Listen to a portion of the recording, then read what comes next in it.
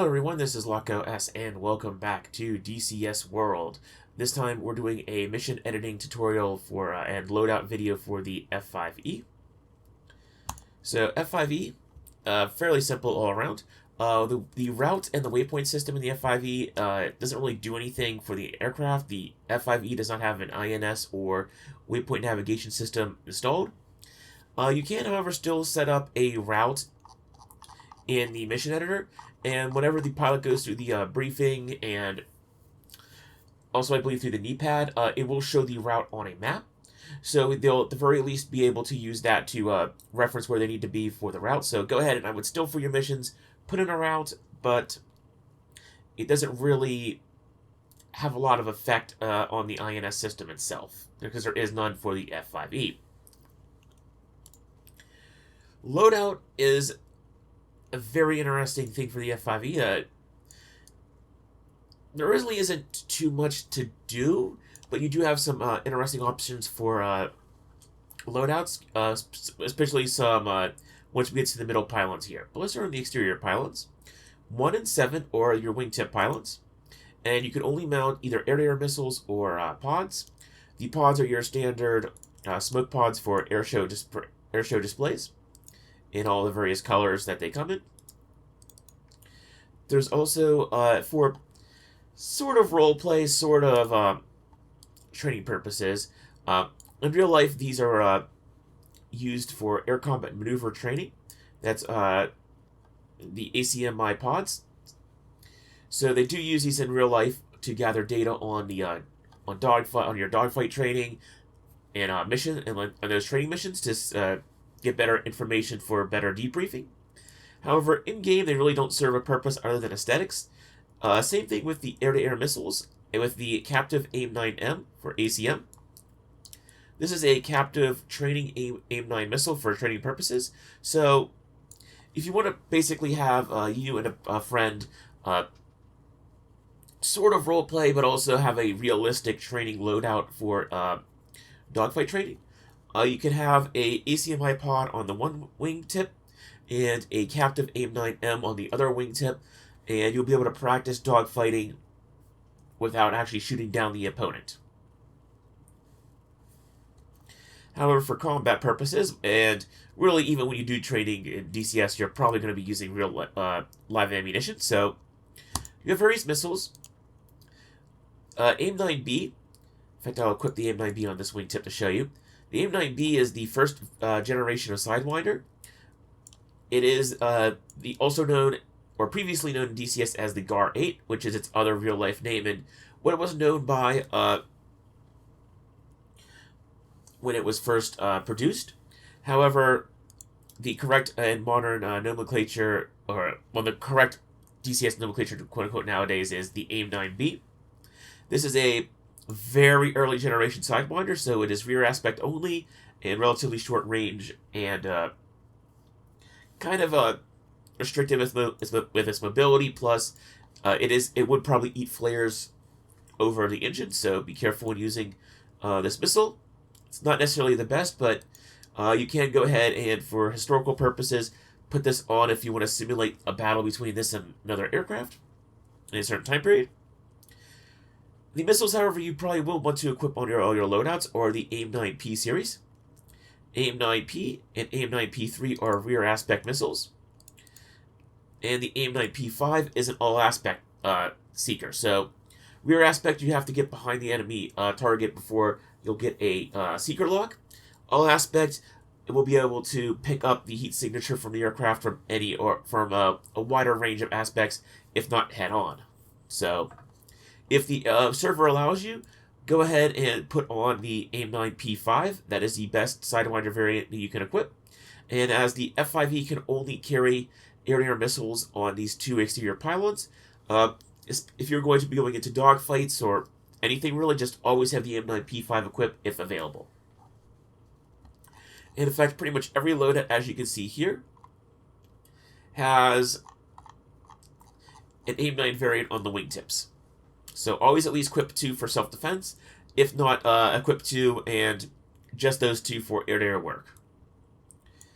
Pylons 6 and 2 are only really meant for air-to-ground stores. So you have on the outboard wing pylon, we have BDU 33, BDU 50, and the high drag and low drag configurations. These BDU bombs here are dumb training bombs. So you can have, so if you want to practice your unguided bombing, you can use these 3 bombs to do so. You also have a BDU 50 LGB, which is a training bomb for laser guided bombs. And you also have, going from the laser guided inert practice bomb, you actually do also get the ability to equip the GBU 12 500-pound laser guided bomb. Do note that with the F5E, you do not have a target pod on the F5E to designate your own underground ordnance, and as such, you're entirely reliant on a JTAC or a buddy lace from a friendly aircraft to get your laser-guided bombs onto target. So, do keep in mind with the F5E, it's similar to the Mirage 2000C and I believe the Mirage F1 in that you are limited in your ability to engage with the your GBU laser-guided bombs because you need the external designation. But at the very least, that means once you release a bomb, you are free from the responsibility of guiding it onto the target. Going into your other bomb options for the F5E, we have the CBU 52, and this is a older cluster munition. This is the only cluster munition that the F5E can carry nowadays. The F5E used to be able to carry rock eyes, but that hasn't been a thing for a while. Not quite sure if that's a bug or a known thing that they wanted to do. You can also go ahead and equip an old World War II vintage M117 755-pound bomb. So these are either late World War II or Korean era vintage bombs. They are not, however, the quote-unquote modern series. If you're more for your more modern Vietnam era weapons, you have your Mark 82 series bombs in the low drag and high drag configurations that you can equip on the exterior pylons. And lastly, while it's not really a bomb, but it does fall underneath the bomb category for DCS, is the SU-25, the LUU-2 target flares in this pod. So you can use this to overfly a target at night and drop these flares, and they will illuminate the area below them. So if you want to go ahead and assist other aircraft at night, you can fly over the target area and drop these flares to identify and find targets. Rockets are interesting in the F5E. You have quite a lot of choices of pods and armaments and types. FFAR, or Folding Fin Aerial Rocket. This is an older style body of rocket. You have these with white phosphorus, warheads, high explosive, and heat. White phosphorus is indeed a chemical warhead, and well, it is technically used for target marking. So you can fire off a white phosphorus round and use it for marking a target.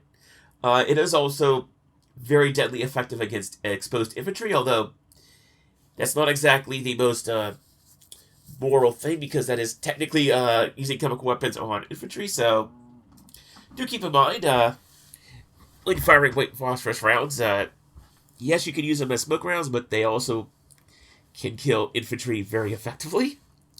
However, a much more useful warhead to carry if you're going to be engaging lightly armored targets like infantry and unarmored vehicles is high explosive. Bit more wider range of application for the high explosive rounds. Heat is high explosive anti-tank. This is a more effective round if you have a light or medium armored vehicle you want to engage. You also have the same warheads in the Hydra rocket, which is the more modern variant of the 70mm rocket series. And you have it in high explosive, white phosphorus, and heat. You also have practice rounds. So if you want to do training, you can use the rocket. You can use the training rockets for that. Also, these down here you have para illumination rounds in these smaller pods, And you also have practice smoke rounds, and you can use para illumination like the target marker flares to illuminate an area with flares on the ground, and then you can use practice smoke to to more safely, quote unquote, mark an area for target designation. So you can use the smoke rounds to mark a target to guide someone else onto that target. I do believe the practice smoke doesn't necessarily isn't the same as the white phosphorus warhead, so you can use this to safely mark a target without the risk of using chemical weapons on someone that you didn't mean to. And again, you still have your various rounds of practice warheads. Should also mention the Lao 3 pod is a 19 count rocket pod, and it is this larger pod here that has this cover.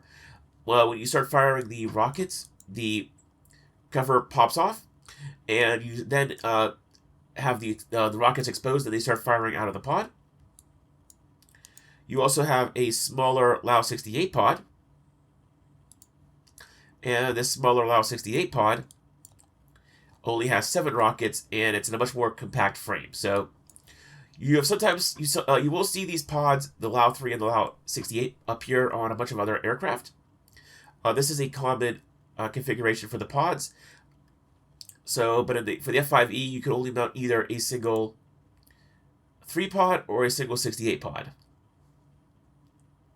The 68 pods, by the way, also are the ones that have the different more variations on these specialty rockets. So keep that in mind. If you want more rockets, go for the Lao 3. If you don't need as many, go for the 66. There is actually a significant weight difference. So let's see. We're going to pick, for instance, the Mark V heat rockets. And you can definitely see over in the max weight a difference when you go between the two rocket pods. It's a minor difference, but it does add up. Going over to waypoint pylon 5, which is also mirrored on pylon 3 on the other side, we do have quite a bit more options. The rocket options are the same as on pylon 6, so you can have a symmetrical loadout between pylon 6, 5, 3, and 2. Bombs are very similar to the bombs are as actually the same amount of bombs as pylon 6 and 2, with the addition of the Mark 83. So you can have a Mark 80. So if you want your Mark 83 1,000-pound unguided bombs, you can place them on the inboard wing pylons on the F5E. So a good way to view it is you can have Mark 82s on the wingtips and on the inboards, but you can only have Mark 83s on the inboards. So if you want, if you're targeting something that's a little bit heavier, you have 2 Mark 82s on the wingtips you can carry. And double checking, yep, that's all there is. That's the only additional bomb you get on 5 and 3. You also on 5 and 3 get access to the ability to mount fuel tanks. You can either have the smaller 150-gallon fuel tank or a massive 275-gallon fuel tank.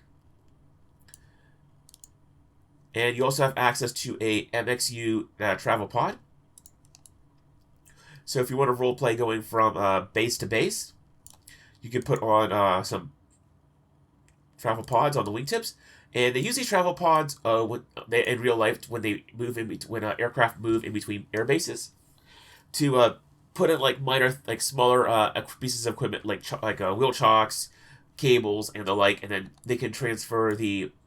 And then when the aircraft flies to a new airbase, they have all the equipment for that aircraft right there in the travel pod. So if you want to transit from base to base, you could have this as a loadout where you have your 2 wingtip missiles. And then you have 2 travel pods for all the gear. And then you have a bit of a fuel tank in the middle for that extra ferry range. I should also mention, actually I'll go ahead and put these on. I will mention with the fuel tanks, this right here is a good long-range configuration for the F5E. You don't necessarily, the 257-gallon fuel tank is an insane amount of fuel. It is also very heavy. just swapping between the 150 to 275 gallon fuel tanks, you'll see that the aircraft weight has gone up by quite a decent bit. And you will, in most map sizes for DCS, you won't even expend all the fuel in the fuel tanks before you get to the combat area. Even on online servers, having 275 gallon fuel tanks is a bit excessive. Going to 150 gallon fuel tanks is a bit more reasonable, and you will still have plenty. You'll still, by the time you get into the combat area, will have plenty of internal fuel remaining for your return trip and any combat within the area. If not, depending on how fast you get into the area, you might still have fuel in your external tanks while you're entering in the combat area. So definitely have lots of options, because also on the centerline pylon, you could also carry a third fuel tank. So if you really want to go crazy with fuel, you can have an additional, what would amount to, let's see here, basically 800 gallons of plus of fuel right in between these three tanks. So this is an excessive amount of fuel for the F5E. This basically can get you from one corner of any map in DCS to the other and possibly back. So I wouldn't worry about ever carrying this much fuel. In fact, I guess like I mentioned, this is a much more reasonable loadout, and having a single 150 gallon fuel tank in the centerline pylon is actually a very common loadout. If you want to give yourself a little bit of extra fuel, you're not quite sure you're going to be able to have enough fuel for the combat mission, go ahead and put on a centerline 150 gallon fuel tank. That covers your fuel needs for a good amount of the missions that you'll be flying in DCS.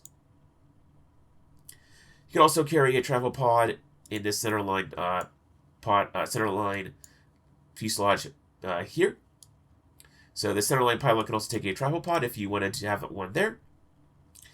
And for ordnance, you can also carry quite a bit on the centerline pylon.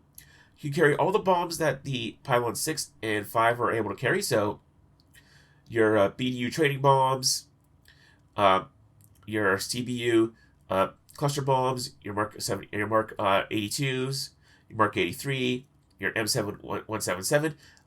You cannot, however, carry, the only bombs that you cannot carry on the centerline pylon are the laser guided bombs. But that is okay, because the laser guided bombs are replaced by the Mark 84 series. So you can carry a single 2,000 pound Mark 84 on the centerline pylon. You could also, if you really want to carry a lot of Mark 82s, go for your, you have I believe this is a,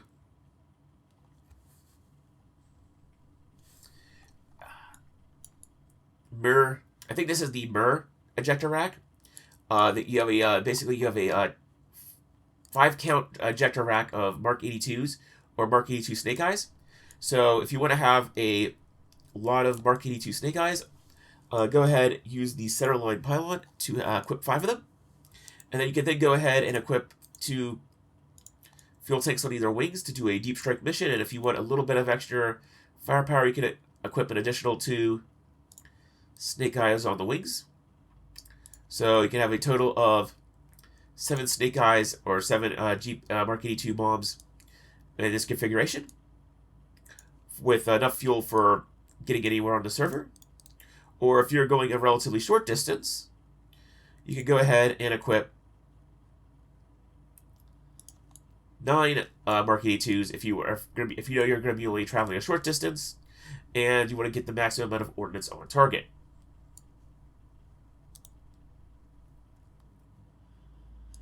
So that's it for the F5E and its various pylons and what you can equip to all of them.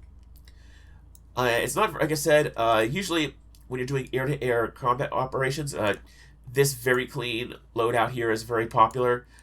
If you're going to be doing if you're going to be in the air for a little bit longer, equipping the single 150-gallon fuel tank in the centerline pylon is also very popular.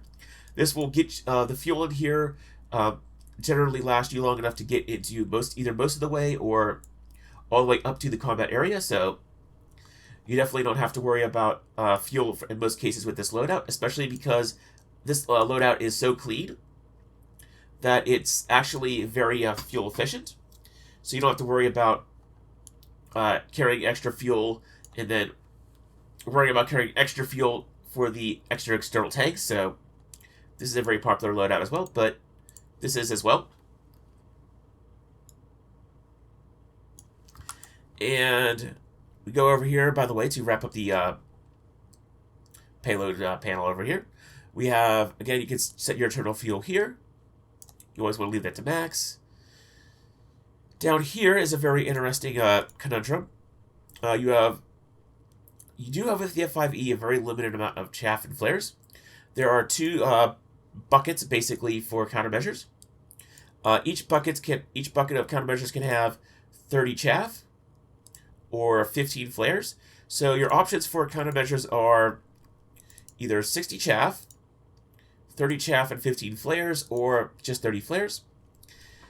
Keep in mind, with the F5E, you're not really going to be engaging Fox 1 or Fox 3 capable aircraft up close and personal, or from far away. With the fact that you're only able to carry AIM-9 Sidewinders, you're not really going to be able to get into any long-range dogfights. And you really don't have seed weapons, so you're not really going to be going into engaging anything with that has air defenses with SAM sites. So unless you're purposely going into an area that has those, and you're mostly just trying to defend against those, I wouldn't really necessarily bother carrying chaff in this aircraft, especially if you're going to be fighting if you know you're on a server where you're only going to be fighting Fox 2 or IR-guided missiles, both launched from the air and launched from the ground as manpads. If you're fighting in a server that's basically simulating like a insurgent campaign, where you're only going to be fighting against people on the ground with either AAA batteries, like unguided AAA, like with the ZU-30-23s like on trucks, or insurgents with manpads, only go with flares. In fact, most of the time with the F5E, I only rock flares for my defensive countermeasure suite, because most of the time, if you're getting engaged by my SAMs or the like, or like radar-guided missiles in the F5E, your best bet is to just not get engaged by those systems whatsoever and try to run away from those targets. You can use chaff, but then you're cutting down your flare count by quite a bit, and you're going to need all 30 flares when you get into the combat with the F5E, because you only have 30 of them. So this is my preferred loadout for countermeasures. Just run away from radar threats and use flares for aggressively against IR-launched missiles. Ammo type, you have several. Target practice is your target rounds. However, I do believe that they are weirdly kind of broken in DCS, where they're abnormally effective sometimes, but sometimes they're not can do nothing. So I would just ignore these and focus on these three up here. High explosive incendiary are basically your high explosive rounds against unarmored targets, infantry, and other aircraft. So for air-to-air missions, just pick HIE. For air-to-ground missions, you want to pick armor-piercing rounds to be a bit more effective against slightly armored ground targets. Because there are times where your 20mm high explosive incendiary round will basically bounce off a lightly armored ground vehicle, but an armor-piercing round will just rip right through it. So if you're engaging ground targets, just go for AP armor-piercing rounds to be sure you're able to take out a wider range of ground targets. And there's also combat mix or CM. So if you want to engage if you're not quite sure what you're going to be fighting up against, or if you're tackling a ground convoy that has like a bunch of unarmored vehicles and maybe a couple lightly armored vehicles in there, CM is a good mix to make sure that you're not going to be missing out on anything. Plus, if you have to engage air targets, CM mix is a good general mix for that too. So, when in doubt, CM. But if you know you're going against a certain type of targets that are if you know you're going up against air targets only, just go for HIE. And if you're going up against ground targets only, go for AP. Otherwise, CM mix is a good mix of the two. And again, target practice, only use this during training missions to have consistent results, and that way you're not going to get any weirdness with the system. So, next up, we have triggered actions are the same as always for your mission editors, summary, failures.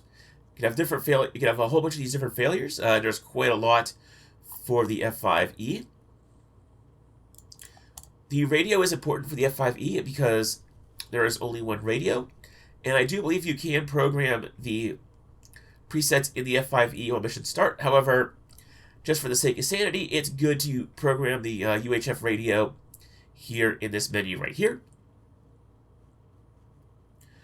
It is also a UHF radio only, so there is no V. You're not able to get into the lower VHF band with this radio. So if I were to instance type in, let's see here, 175 or 160 hertz, it immediately bounces back up to the lowest possible UHF band, which is 225. So do keep that in mind when communicating on this radio. You're only able to access UHF frequencies. And the F5E also has access to only one radio, so be prepared to, with this radio, bounce between frequencies quite a lot, trying to tune in different stations and try to make sure you're not missing out on anything from one channel or another. Special additional properties, these can all actually be changed in the aircraft on the kneeboard while you're on the ground. But if you want to set it up to go right from the bat, you have the allow 3 rate of fire selector here. You can either do a single or a ripple pulse. So you can either set the allow 3 to which by the way, the allow 3 I should mention are these larger pods. So for these larger pods, you can either have a single rocket be fired. You could have a ripple fire, which is basically it'll fire off the entire pod with 17 milliseconds of spacing in between each rocket. You can do a 20 millisecond spacing between each rocket, or if you really want to slow it down, you can have a ripple with 60 milliseconds between each rocket firing. With the allow 3 being a very large pod, 17 or 20 milliseconds between each firing of each rocket is what you probably want. To make sure you're getting the rocket pod off in a relatively quick amount of time. The allow 68, you can either use single or a ripple of the 60 milliseconds, and because the allow 68s or the smaller pods, you won't have to worry too much about the pod not firing quick enough because there are only 7 rockets. So this should, even though it's a slower 60 millisecond delay between each rocket firing, it's such a small pod that you will empty this pod relatively quickly. If you have GBUs, you will be able to use the laser code for GBUs down here to set the GBU code for the laser track that you can set the laser code that the laser designator on the bomb will designate onto and fall onto and track. So make sure you coordinate. Make sure you remember this code, and when you're talking to the ground crew and talking to your JTACs, so that way, whenever you fly into the area, your bomb is dropping indeed on that code. You can always leave it at 1688 as your standard default code for DCS. That way, no one's getting confused on what the code should be. Chaff, burst, and now this is your setting up your chaff countermeasure program. So there's a burst and a salvo. So each burst is a single count of the salvo. So for every salvo that is fired, it'll fire a burst of 2 chaff. So if you want to have, so for instance, this setup is the chaff will have 2 bursts of 2 chaff with an interval between each burst of the chaff, each individual chaff bundle that's released a 0.1 second release. So it'll immediately release 2 bursts of chaff, and then wait 1 second, and then release the second salvo of 2 chaff burst. And that's how you program the chaff burst and salvo. Flares are only released in bursts, so you have a burst count of. You can have just a single flare get released in the burst mode. You can have a mode of, for instance, now we're going to have a burst count of 4 for the program. So 4 flares will be released as part of the program with a spacing between each flare of 3 seconds. And that's it for the F5E. Next mission, we're going to go ahead and get this next tutorial. We'll go ahead and get this aircraft started, and then we're going to do just a single startup video for the F5E. The F5E is so simple to start up that there really isn't a way to scramble start it as compared to a normal startup, because getting it started up, either way, there's not a lot of system setup involved, so it's just going to be a plain startup tutorial for the F5E. So, with that being all said, it's time for me to sign out. This has been LockOS. Fly safe out there in DCS world, and I'll see you all next time.